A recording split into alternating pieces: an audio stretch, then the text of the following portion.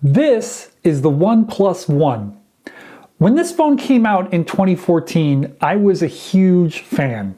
Not only of the phone itself, but just the company, the brand OnePlus. I was a huge fan up until 2020, when the OnePlus 8 came out, and that's when I started to lose interest. This is the OnePlus 12.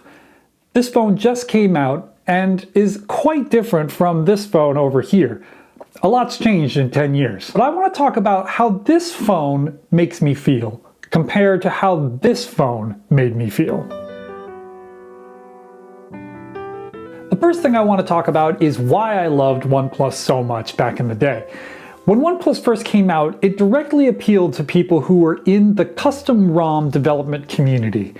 These were people who were passionate about Android, which at that point was pretty young. They wanted to see what Android could do. They wanted to tinker with it, they wanted to install it on phones, they wanted to play around and see how far they could push the software. It was really cool and an exciting time to be in the Android ecosystem, and OnePlus immediately took advantage of that. It felt like our brand. It felt like the brand that understood what the custom ROM development community was trying to do, and that made it immediately appealing. On top of that, the OnePlus One was also just a really cool phone on its own. It had the best Android processor at the time, it had a price that was incredibly low, and it had a unique design unlike anything we'd ever seen before.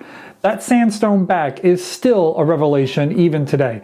I don't know why every smartphone doesn't have a sandstone back. But the number one reason that OnePlus was so important to me was that it felt like I could directly communicate with the company. The OnePlus community forums at the time felt like you had a direct connection to the brand. It really did feel like you could post a thread on the OnePlus community forums, and then someone working at OnePlus would read it and then actually enact change based on that. It was a wild time to be a fan of OnePlus. As the years went by and OnePlus released more and more phones, it started to become very disconnected from the community. It all came to a culmination with the OnePlus 6T, which launched without a headphone jack, the first OnePlus phone to do so. This flew right in the face of what the community wanted. No one in the OnePlus community wanted to buy a phone without a headphone jack. By doing this, OnePlus sent a message: we no longer care about what you think. I'm here to tell you right now, we don't care.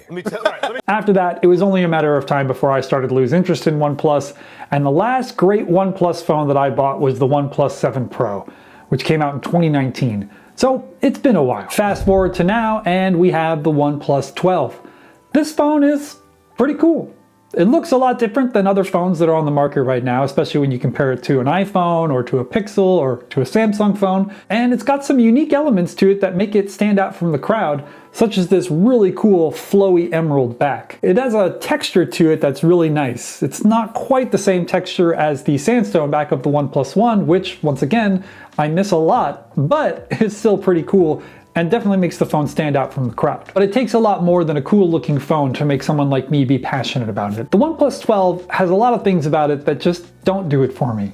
Number one is the software. Back in the day, Oxygen OS was basically stock Android with a bunch of new features added into it, and it was great. Now, Oxygen OS is pretty much just Color OS, and it's not awesome. Color OS and Oxygen OS look like Android mixed with iOS and then overlaid with some cartoony things. I don't know, it doesn't appear to have a distinct identity to it, and it certainly doesn't have anything that draws me in. My gripes about the software aside, the OnePlus 12 certainly does have an incredible spec sheet. It's got the best Android processor right now, it has a great camera spec sheet, it also has one of the most amazing displays you can get. But it takes more than just a bunch of great specs for a phone to be awesome. Look at the OnePlus One.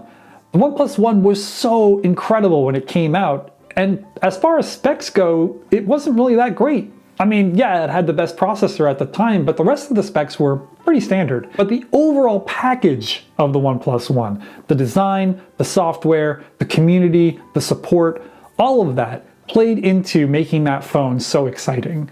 It wasn't just specs, it was everything. And that's something that the OnePlus 12 just seems to lack. The thing that most perplexes me about the OnePlus 12 though is, who is this phone for? Think about it. In the Android world, the Galaxy S24 Ultra is the top of the line, best of the best. It's for the people who want their phone to do everything. It has the S Pen, it has the best camera hardware, it has Galaxy AI, the best display. Everything about it is just the best. And then you have the Pixel 8 Pro, which isn't the best, but is for the Android purists who want the best camera experience that you can get. Then you've got something like the Nothing Phone 2. That phone doesn't have the best of the best, but it has a very unique design with really cool tricks to do with the glyph, and exists for those young consumers who want their phone to be very fashion forward. And then of course, once you exit Android, you have the iPhone, which is for all the people who don't want an Android phone. But this, I don't really know who this is for. It's not for the gamers. It's not for the photographers. It's certainly not for Android purists. Who really wants to buy this phone? Obviously, OnePlus does really well with sales and all that, so I'm not trying to say that nobody wants to buy this phone, but who is the consumer that OnePlus is going after? It's not really clear from using this phone for any period of time. Keeping in mind everything I just said, the big question then becomes, can OnePlus do it again? Could OnePlus make me and others like me feel as passionate about their phones as they did when they launched the OnePlus One? Is it even possible for OnePlus to get its groove back? I am of the opinion that I don't think it can, at least not the way that things are today. When OnePlus first came out, it came out during a very early time in the Android world. Things hadn't really settled the way that they've settled now.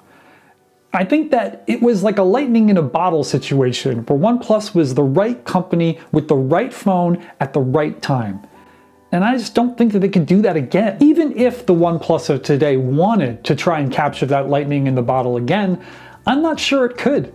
The company's too big. It'd have to take too many risks in order to try and be that kind of company again. Think about it.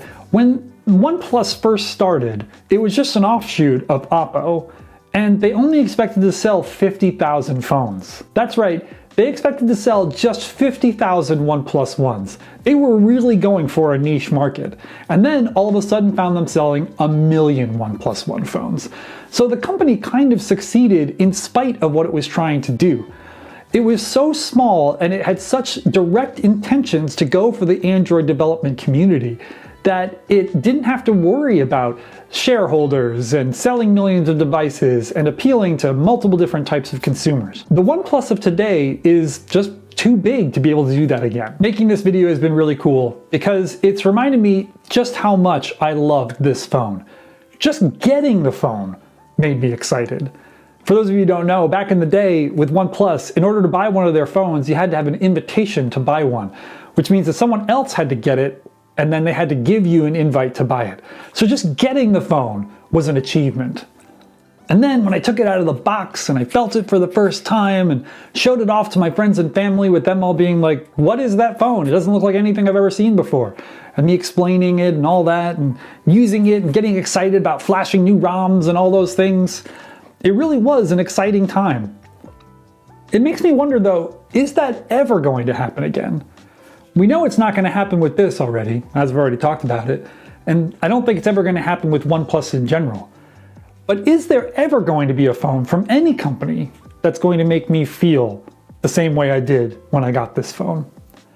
I don't know.